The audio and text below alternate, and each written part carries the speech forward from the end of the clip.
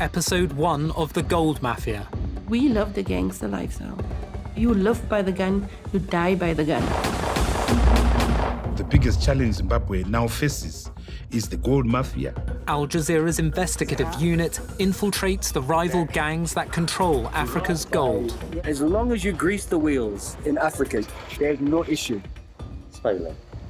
That's what it is, smuggling. All the paper trail is legitimate. It's not like somebody can question on it. Former members of the Gold Mafia speak exclusively to the I Unit. The Gold Mafia is bigger than the government, bigger than any of the authorities. What do you think is going to happen? They kill you, don't they? Exactly. Undercover journalists pose as gangsters who want to launder more than $100 million. It's black money. These funds are substantial. The I Unit obtains thousands of confidential documents that expose how organized crime groups use gold to launder money. You sold it to a refinery and the money got paid in the bank account. So it's very clean that way. Once it's refined, it's practically brand new gold. A good washing machine, right?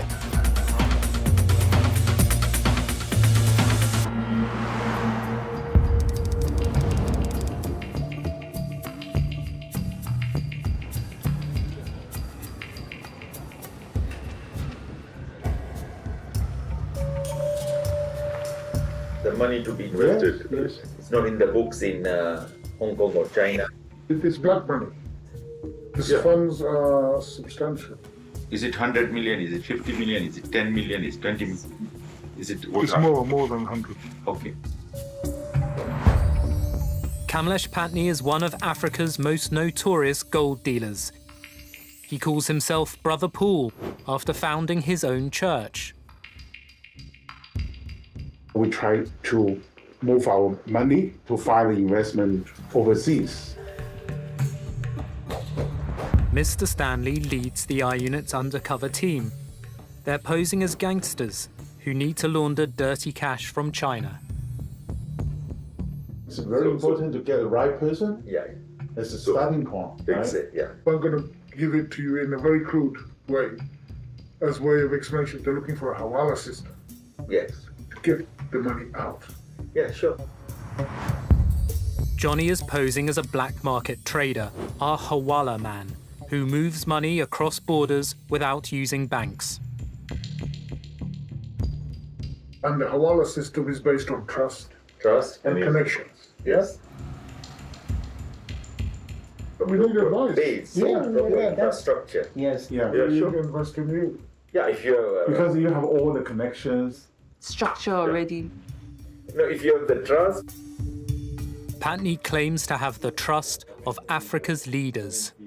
Glory be to God, yeah. This is the President Mugabe. Oh, Mugabe. This is me. I got the award as Lifetime Africa Achievement Award. This is Uganda. That's you. This is me. Patni was made a peace ambassador by the Kenyan Council of Elders. This is the President of Kenya, Kibaki. This is the King from Ivory Coast. This is the President of South Africa at that time, Zuma. That is, of course, the AU, Africa Union Chairman at that time.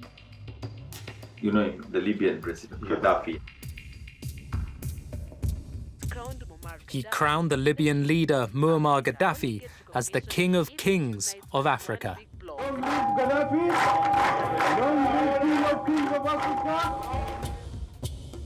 After Gaddafi was killed, the pastor anointed Zimbabwe's President Mugabe as the King of Kings. Mugabe was dethroned in a military coup in 2017. His successor is Emerson Mnangagwa. Today, we are witnessing the beginning of a new and unfolding democracy for our country.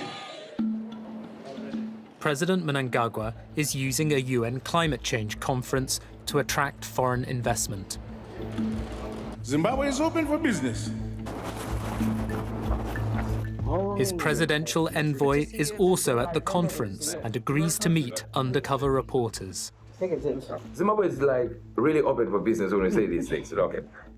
He says he has the president's authority to make a deal with Mr. Stanley. The name is plenipotentiary. Pleni simply means full, potential means power, so full power. That means I can sign contracts, I can sign treaties with government without the president getting involved. And then they will be fine. Hubert Angel is Zimbabwe's ambassador at large to Europe and the Americas. He's part of what we call the diplomatic mafia. He's also a self-proclaimed prophet.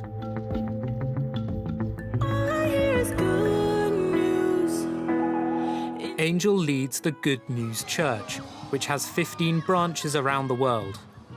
Woman with a trapped nerve. He appears to heal the sick. Yeah. It takes the power of God, but it takes somebody to believe for something to happen like this. His prophecies include football scores from the English Premier League. When it comes to football matches, I'm on TV, live TV, talking about it's going to be two, this one is going to score, this one is not going to score, and it's live around the world. Before a match plays, we'll tell you if it's draw. Today is what? West Ham versus Leicester City, right? I'm just hearing. Both teams scored 2-2, just as Prophet Angel prophesied. Powered by the Holy Spirit, Hubert Angel. We have the men of God working with us. President Mnangagwa appointed Angel to one of the country's highest diplomatic posts. He is my first ambassador at large assigned to promote Zimbabwe brand. We had to subject this young man to training in diplomacy. It's difficult to train a prophet. We were surprised that he did well. An ambassador at large, I'm ambassador to 85 countries. But on the special envoy, I'm a representative of the president. You are representing the president. Yeah. So if you then look on paper, on that position, I'm number 2. And there's no position like that in the country. It was just one position that was never filled in. And It's created for you. Yeah, it was created. So one and only one. Miss Sin is another undercover reporter. She's posing as Mr. Stanley's financial advisor. We are the government. Yeah. That's right. So I can call the president now, not tomorrow, now, and put him on speaker. It's not an issue. The president's trying to create a legacy right now. Yeah. So it is the right time to strike now and go like we're in. Angel claims to foretell the destiny of Africa's leaders. 4 days before the Ghana presidential elections, Prophet Hubert Angel gave the word of the Lord, declaring the outcome. No, it's not the rejection of Muhammad. But he that is called Adonana shall remain in power. And you want to know what will happen in the election in Zimbabwe? How many times have I spoken about it? All I'm saying is don't... Mnangagwa's win in 2018 is known in advance. Political parties. There's no point supporting the opposition. Don't waste your time wearing all these t-shirts and regalia and meeting people at these conferences and these meetings. Just concentrate on Jesus, eh? You waste your time. Mnangagwa will also win Zimbabwe's next election. The deal to launder Mr. Stanley's money is safe. Okay, let me just say, don't worry. You're the president. Don't worry about it. This president will be president until he dies. That's what that's said a lot. I get your word.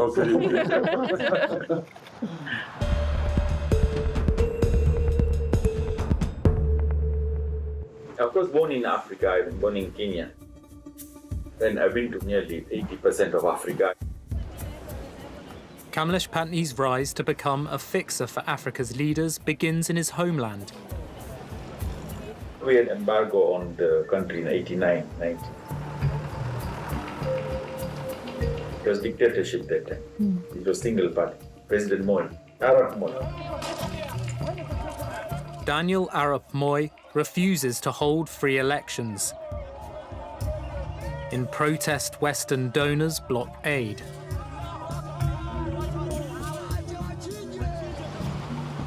Patni then has a chance encounter. I was just 24 years old. I was buying a suit in Nairobi and I met Director of Intelligence. Then I told him about gold. I said, look, there's so much gold flowing through Kenya, but it's nothing Kenya is benefiting, it's not the gold. Patni tells the intelligence chief he has a solution. I said, I can create 500 million, every year from this if you do a proper license of this gold. So he took me to President. Wow. So I became advisor to the president, President Moi. So then he gave, exclusivity. Patni's company, Goldenberg International, is granted an exclusive license to export Kenyan gold. Instead, gold from what is now the Democratic Republic of Congo is smuggled into Kenya. He sells it abroad and receives a 35% commission from the government. In total, Patni pockets $600 million. It's shared with Arap Moi and the government officials who gave him the license. Kamlesh Patni is a criminal mastermind, is the only word to describe him. He managed to implement a illicit gold money laundering scheme, which nearly took away over 10% of the Kenyan GDP in value. I've written books on that. I'll give you the book. Yeah, I've written on how democracy should work. But of course, in '92, there was a lot of fights, riots in the street, and they wanted multi-party. Patni has advice for Arap Moi. His money will buy support for the president and weaken the opposition. Just make it multi-party. Because the money is with you, you'll still win. But just for the show. I helped the president to survive. Arap Moi retires after 24 years as president. Opposition came in, then they discovered me. They said, who is this young person who kept the president in power and win the election? Then they fought me.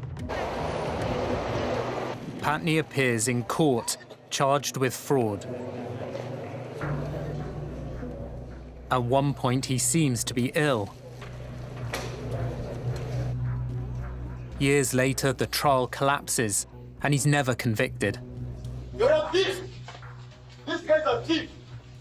You stole billions of taxpayers' cash. Shame on you! You know you stole billions and you got away. Huh? You're going to pass up. You're a thief! This is just going to enrage me, I know this. The Kenyan courts went after him for nearly 13 years. He was acquitted of all charges scot-free. He moved to Zimbabwe to reinvent himself, found new religion, started his own church. Glory be to God. I'm the one who now again changed Zimbabwe. Today the country is where it is because of the efforts we put in. Otherwise the currency would be useless. In 2008, hyperinflation ravages Zimbabwe's economy. The central bank prints notes valuing billions in local currency. Zimbabwe's financial collapse follows sanctions imposed by the United States and Europe. The West punishes Zimbabwe's leaders for rigging elections and imprisoning opposition politicians. We believe that Zimbabwe should not be a part of the international financial system. That means that they can't transact in dollars, so you have to figure out other ways to do that. And the way to do that is to turn your currency, for example, into gold. Because then you can move across the border with gold, and it's not hitting the international financial system At that point in Zimbabwe, with gold, you can just shape shift. You can move the gold without someone tracking it. So for a lot of autocratic governments, it is, I think, a trend that makes sense. It's much harder to enforce sanctions around it. Patney makes deals with Zimbabwe's sanctioned leaders, which he claims help its people. Right now, they are quite, stable, they're happy, they are recovering well.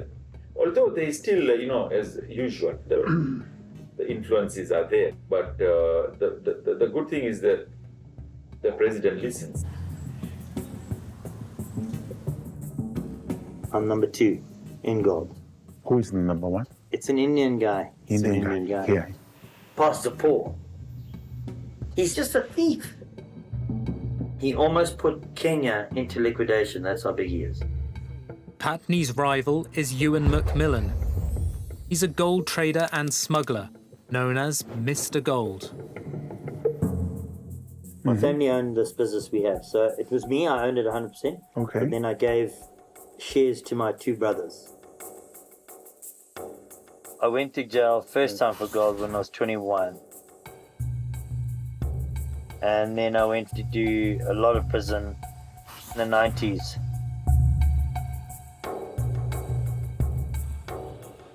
Zimbabwe's gold exports are worth up to $2 billion a year. It's a cash business. There's a lot of cash that we need to get out of Phnom account because we don't want to leave it there. Holy There is an opportunity, a hell of a big opportunity to wash money here. You can That's what we are looking for. You want US dollars in a bank account, which would be better to have a bank account in Dubai, US dollars. So then the best thing is to meet my partner from Dubai. And he knows how we do things here. And then he can help you with how you can bring the money here, no problem. I can give my partner gold in Dubai and he can just pay you anywhere in the world. So I need him to come up with a plan of how to wash the money. And he's clever. He washes money for the Russians. Mr. Gold's partner in Dubai is Alistair Matthias. Alistair. Young guy, huh? Matthias is also a gold trader. He's a financial architect who builds money laundering schemes for corrupt politicians. Thank you for coming. No. Alistair has a seat. This is my partner from Dubai. Yeah, Ewan was saying you helped the Russians. Yes. Shut up.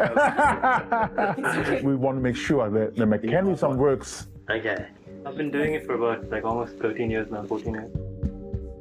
Matthias offers to launder Mr. Stanley's money through his gold trading network across Africa. Ghana, I do one ton, so I do $40 million every month out of Ghana. This region, I do probably about 500 to a ton again. Yeah. So I do roughly about $70-80 million every month.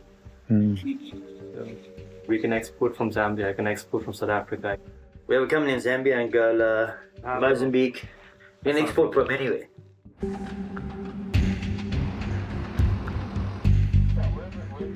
We're in Zimbabwe, we're in Malawi, we're in Zambia, we're in DRC Congo, we're in Kenya, Tanzania, Uganda. Patney is also based in Dubai. Dubai is the headquarters.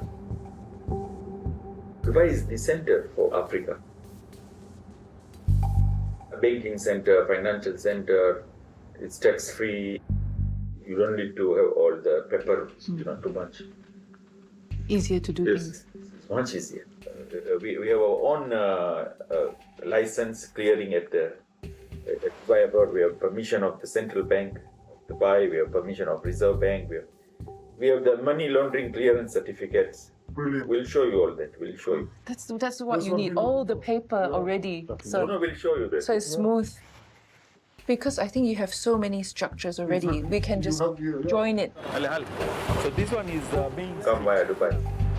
So you can see our Dubai operation. That's where you'll understand the gold more. The one you want to do cash. When you see it physically, you see the process, then you will understand the security of it.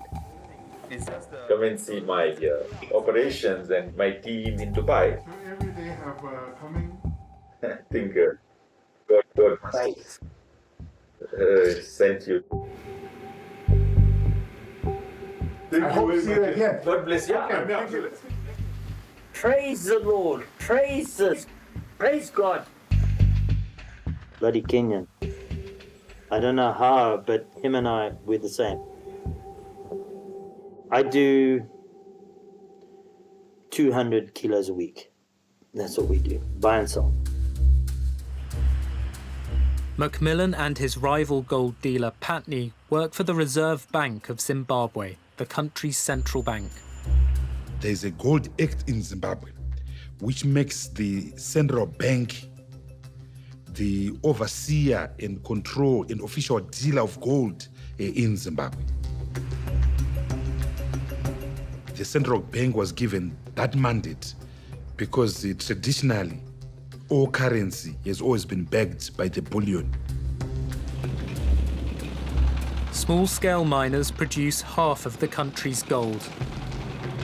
But Zimbabwe's central bank doesn't have enough money to buy gold from them. I think that 80% of the gold mined in Zimbabwe gets smuggled out. They said to me, go out and get all the gold that's being smuggled out the country. Patney and Macmillan buy the gold on behalf of the central bank. When a person comes to sell me gold, I don't have to write his name down. I don't have to do anything. I just take his gold, pay him, he leaves. I deliver it to the government. Government asks me no questions. We do 20 to 50 million in a week. This one is 3 million. The gold is delivered to a company owned by Zimbabwe's Reserve Bank. Fidelity Printers and Refiners Private Limited incorporates security and commercial printing, gold refining, buying operations, and a mission to provide printing solutions and gold products to satisfy diverse stakeholder needs. Fidelity Printers and Refinery. So the printing aspect is obvious. They print government material. Their big service is the gold refinery. In return for their services, Patney and Macmillan are given licenses to sell the gold abroad. Like the license. See, like this is 2 million. We have an account with Fidelity. The competing mafias fly the gold to Dubai and sell it there. They bring the proceeds back to Zimbabwe in US dollars cash. The government needs US dollars because the local currency has no international value. The dollars buy more gold from the miners and fund further exports. The gold mafias use this scheme to launder money. They offer to help Mr. Stanley.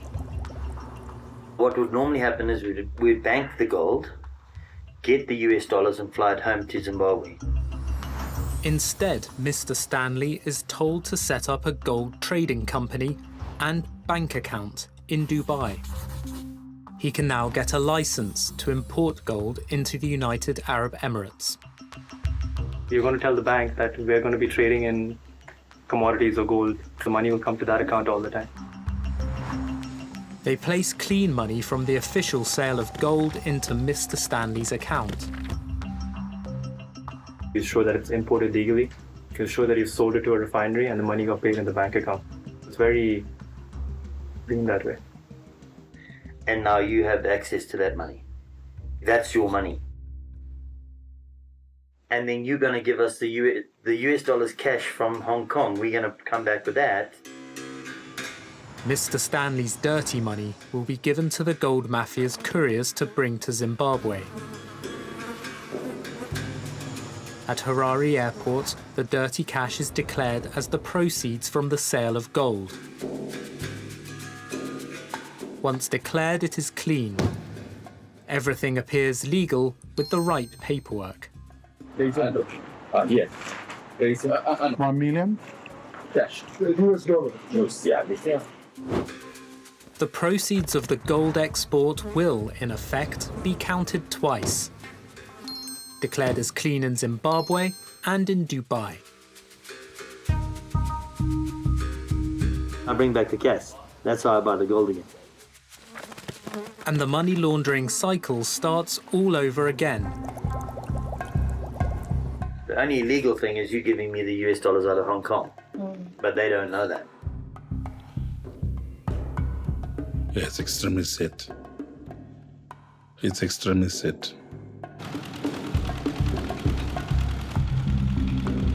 We've got world-class deposits of gold, but we have nothing to show for it, thanks to people like Mr. Macmillan. The biggest challenge Zimbabwe now faces is the existential threat that comes from this mafia, the gold mafia. Patney then offers another way to get Mr. Stanley's dirty cash from Hong Kong to Dubai. There are two ways of this. One is carry, Yes. or second is hawala. Hawala is sort of a catch-all term for an informal way to move money outside of banking channels. That is, in its essence, hawala. Hawala usually involves financiers with close family or personal ties who swap funds and keep track on ledgers. Hawala is an incredibly common money transfer system, and it works very simply. You have somebody in country A, and they get money from a customer. Let's say you want to send $100. In our case, Patney's Hong Kong agent would take Mr. Stanley's dirty $100 bill. They will mark it on their ledger as money received. They'll send a message to their counterpart saying, "We received this money, please pay out the same amount." Another member of Patney's Hawala operation in Dubai would pay Mr. Stanley $100. So $100 isn't actually physically sent, but on the other end, there's sort of a settlement of accounts done. The two Hawala agents balance their books over time as customers send money in both directions. On the one hand, it is a legitimate mean, sometimes the only mean for economic migrants to move money, but it can also be used as a way for criminals and criminal enterprises to evade detection through the banking system.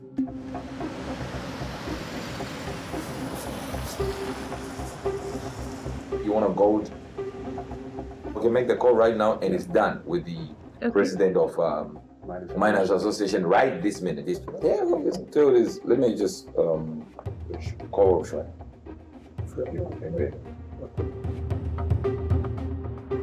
Henrietta Rushwaya heads Zimbabwe's Miners' Federation. She's also the president's niece.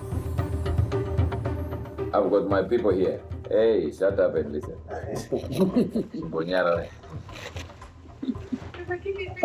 Let's talk business. Let's talk business. We'll talk about our stories later. Let's talk business.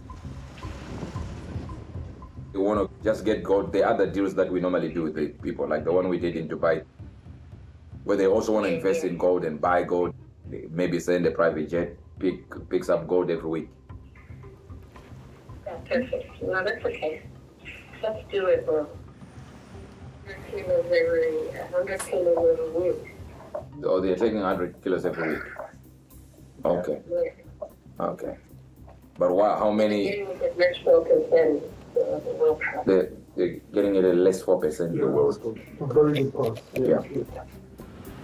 Mr. Stanley is being offered to buy the gold at a 4% discount. They're saying it's very good price. I think you should have said less 3%. Definitely. You should have said less 3%. It was a mistake in the language. Because that's 1%, my 1%. You have just blown my 1%. Rushwaya's plan will clean $5 million a week on a revolving basis.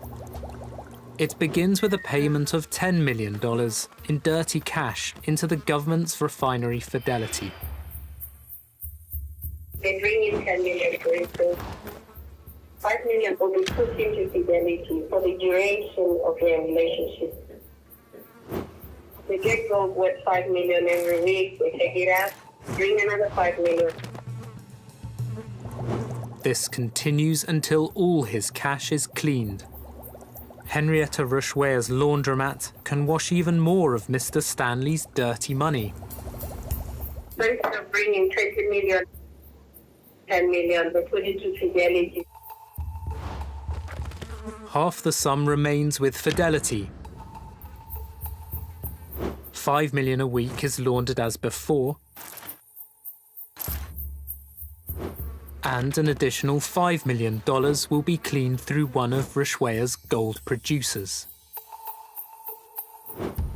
Then they give the other 5 million to the producer, who can actually add on to their weekly parcel that they take out. Mr. Stanley can now launder $10 million a week.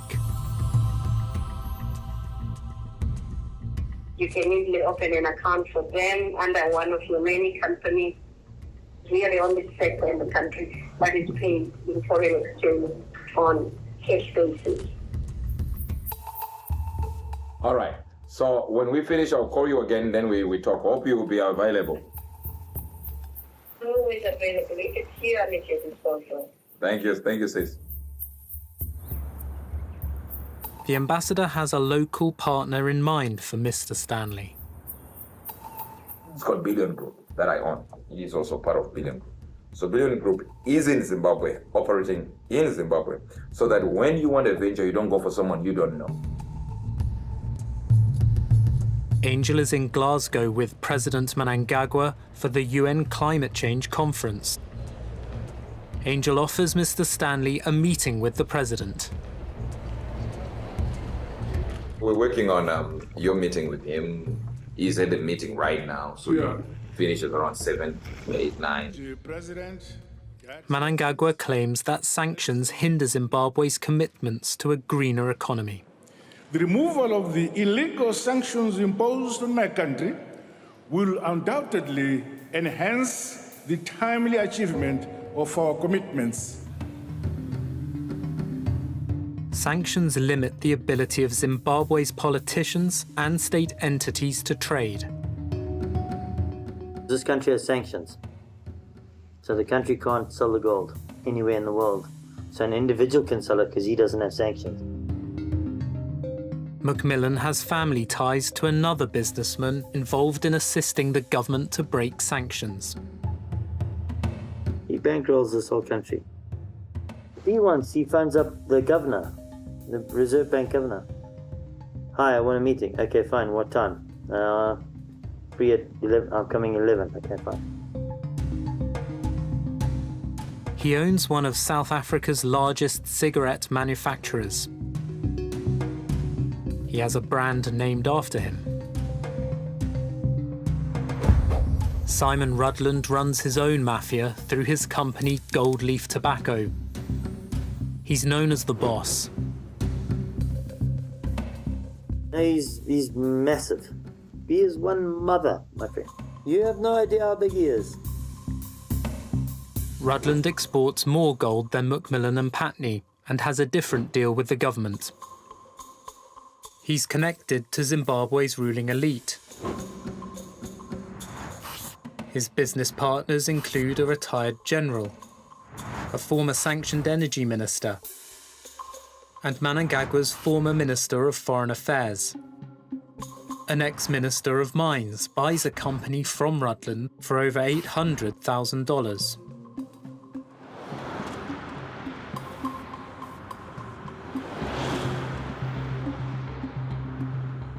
Simon Rutland, I know him 100%. He flew out the day before yesterday on a private charter. Moses Nango works for South African Airways at Harare Airport. He offers to help the I-Unit's undercover team to smuggle gold. I've been working at the airport for the last 23 years. I've been helping people to move gold. I've been helping people to move money. I've been helping people to move diamonds. Moses describes how Rutland and his Gold Leaf Mafia break sanctions on behalf of the Reserve Bank. Simon Rutland has got a special deal. What they do is, once if they get the gold, they get the escort all the way to the airport. They've got 3 to 5 people taking the shit out of the country. They carry gold. They give him the gold. He has a contract to move from Fidelity to Dubai. They do rotations. At times there are 3 people at one flight, depending with the volume. When they get by the security checkpoint, their bags are exempted to search. They go with Emirates from Zimbabwe. It's EK714. That's the flight they leave with from Harare to Dubai. They're normally traveling either business class or first class. Someone has got serious buyers in Dubai already. Somebody's going to be waiting with the money.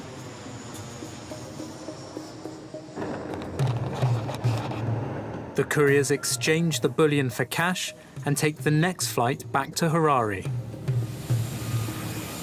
The same flight they left with, that's the same flight that they come back with. EK713 when it's leaving Dubai. The couriers pass through immigration at Harare Airport.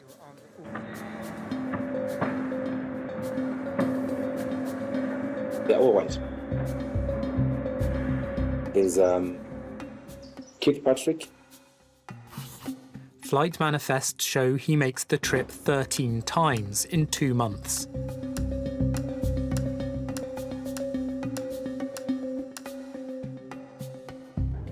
An I-Unit surveillance operation observes Rudland's couriers at work.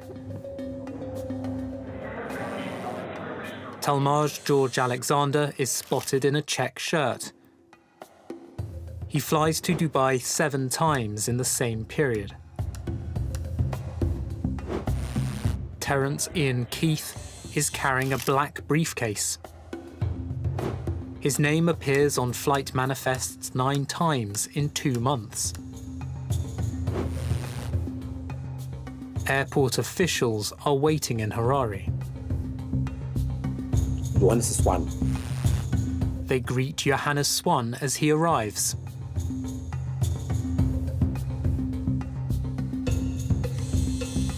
Johannes Swan Sr.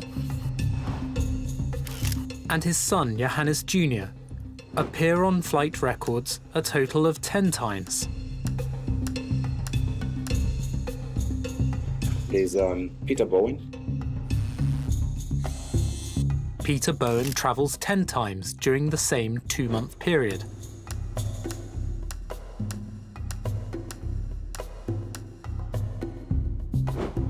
The I-Unit obtains a reserve bank document authorizing Peter Bowen to export over 66 kilos of gold from Zimbabwe to Dubai. The surveillance team follows him.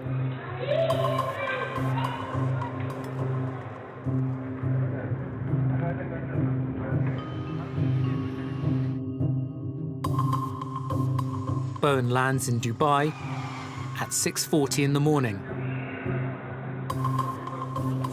He hands over the gold and waits in the airport lounge. Just 3 hours after he arrives, he's back on the plane. When they get here to Harare, they just come outside by the arrival exit, hand over the cash, get another consignment, got on the same flight, going back again. Rudland's couriers earn cash for Zimbabwe's leaders in breach of Western sanctions. Government says to him, I've got 400 kilos to move to Dubai. Then he exports the gold to Dubai and then brings the money back and gives it to Fidelity. The gold is sold to a Dubai company, Orlean Global Trading.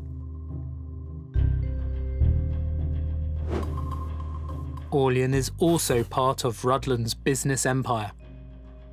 It receives millions of dollars from the accounts of Rudland's company, Gold Leaf Tobacco. The government broke here, so they don't have enough money to buy the gold. So he says, okay, don't worry, I'll lend you the money to buy the gold. Rutland finances the sanctions-busting operation by providing an advance payment to Fidelity. He gives Fidelity the money to buy the gold for him to export. Fidelity's debt with him is, at any one time, 200 million, 250 million. No, he's huge. I think we are losing about $1 billion in illegal gold exports, which is a euphemism for gold smuggling. I think we are losing about $1 billion, and Simon Rutland is at the center of that.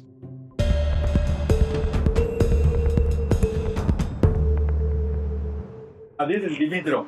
Hello. Undercover reporters meet one of Kamlesh Patni's couriers. He's a guy from Zimbabwe. He's the one who flies.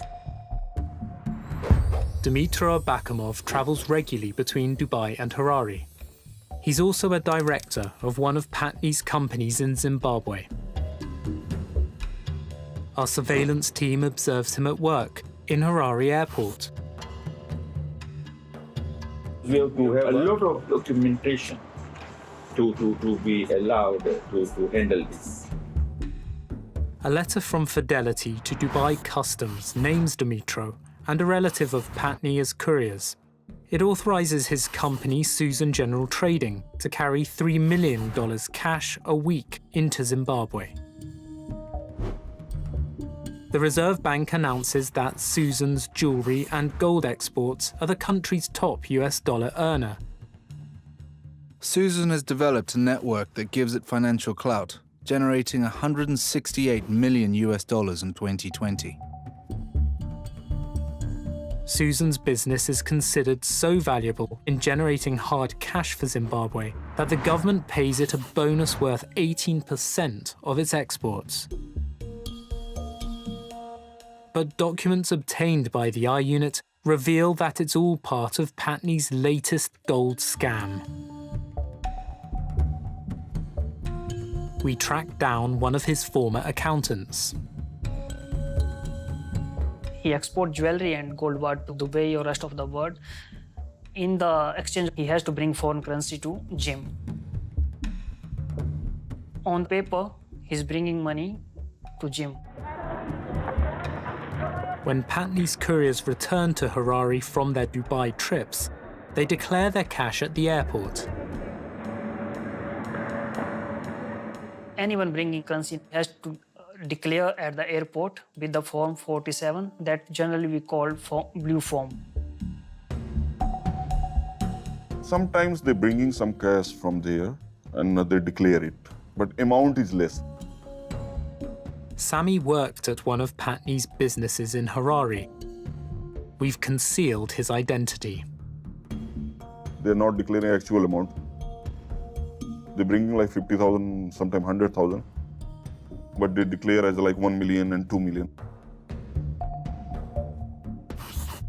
One blue form records Patni himself bringing $1.2 million in cash. The money is the proceeds of jewelry sold in Dubai.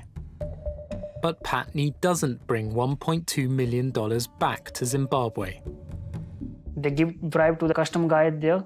They tell them to stamp their blue form, put the amount there, that they are bringing 1.2 million, but actually he did not bring that 1.2 million amount.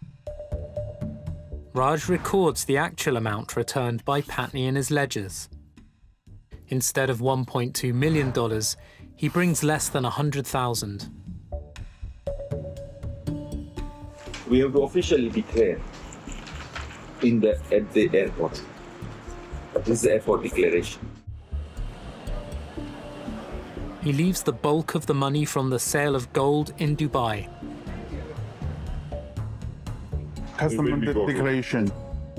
The flight number, you can see that. Yeah. Patni now has insufficient funds for the next round of gold buying.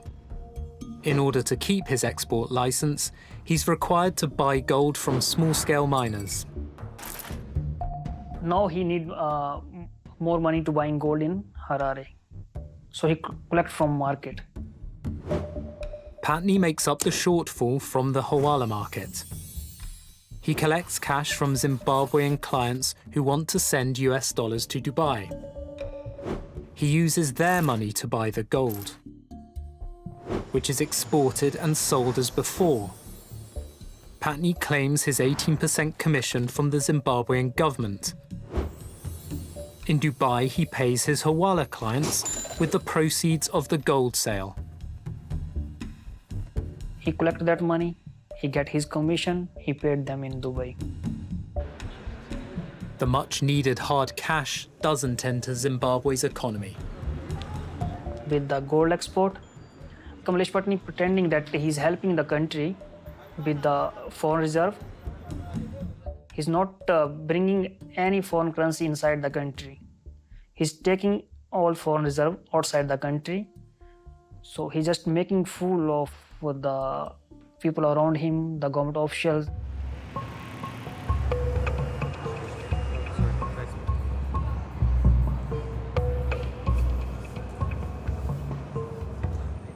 I'm not stupid. I have 2 degrees in finance. So I've done a lot, okay? I'm in the Forbes magazine. I've been in the Forbes rich list of 2013. Yes. Yeah, Africa Forbes rich list. Yeah. And remember, I'm also a minister of the gospel. Yeah. We will bring the capital, the cash. Basically, we want to invest the money. Yeah. And what Mr. Stanley is saying is it's money that cannot be declared in the country of origin. We've already discussed it. That we don't want to talk about. But we have the blessing and it won't get us in trouble. I did this, okay? This is what is happening. I told you. And we got that. Okay? This is going to be how much? At the beginning, at least 1 million something. 1 billion? Yeah. Now, we have done maybe for 200 million, 300 million, but we have not done for 1 billion per se. Angel and his assistant take Mr. Stanley aside. What I'm telling you, I'm the second largest diplomat in the country. Do you know I can carry me in a bag and nobody's allowed to touch this bag? I can carry me in a bag and nobody touches the bag. Right now, I can put things in a bag like this with 1.2 billion and put a red tape written diplomat. That's it. He'll use his diplomatic cover to fly Mr. Stanley's $1.2 billion into Zimbabwe. So it's a very, very easy thing. It will land in Zimbabwe. Zimbabwe can't touch it. Yeah. Until I get to my house. Yeah. Yeah, you can understand. Oh, so you can be a diplomatic player.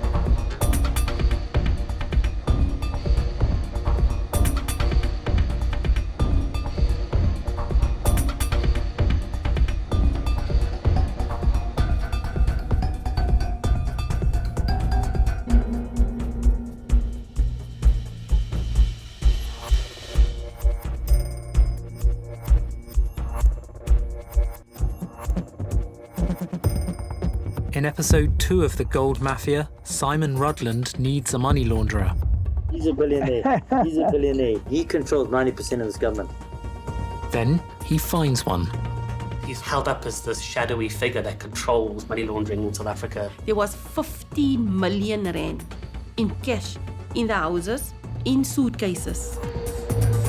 And Mr. Stanley's meeting with President Mnangagwa comes at a price. Because his time is so valuable, the facilitation fee will be $200,000.